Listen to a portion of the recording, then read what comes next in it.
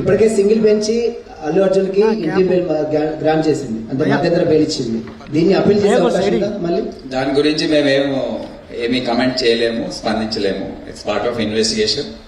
మేము ఏదైతే అనుకున్నామో, ఏదైతే లీగల్ అడ్వైస్ తీసుకొని చేయదలుచుకున్నామో మేము బయట పెట్టలేము.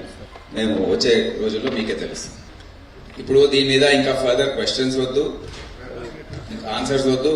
మీరు అంతా చూశారు. ఇక మీకు ఎటువంటి మనసు ఉందో దాన్ని బట్టి మీరు దీన్ని అర్థం చేసుకోండి.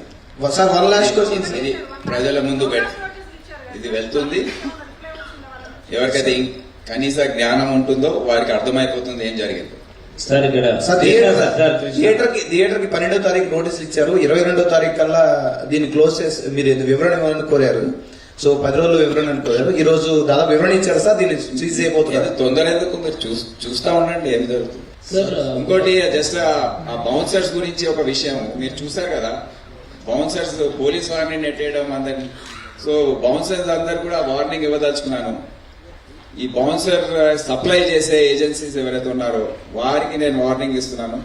మీరు జాగ్రత్తగా ఉండండి. నెక్స్ట్ టైం నుండి ఈ బౌన్సర్స్ ఎక్కడైనా మిస్బిహేవ్ చేసినా, పోలీస్ ఆఫీసర్స్ యూనిఫామ్ లో ఉన్నప్పుడు వారిని ముట్టుకున్నా వారిని వదిలేది ప్రసక్తే ఉండదు. ఏ విధంగా అయితే తోసేశారు పోలీస్ ఆఫీసర్స్ ని మీరు చూసారు కదా వీడియోస్ లో. పబ్లిక్ ని తోసేశారు. వాళ్ళే గేట్స్ ఓపెన్ చేస్తున్నారు, వాళ్ళే క్లోజ్ చేస్తున్నారు, వాళ్ళే అన్ని చేస్తున్నారు అక్కడ. సో ఈ విధంగా వ్యవహరిస్తే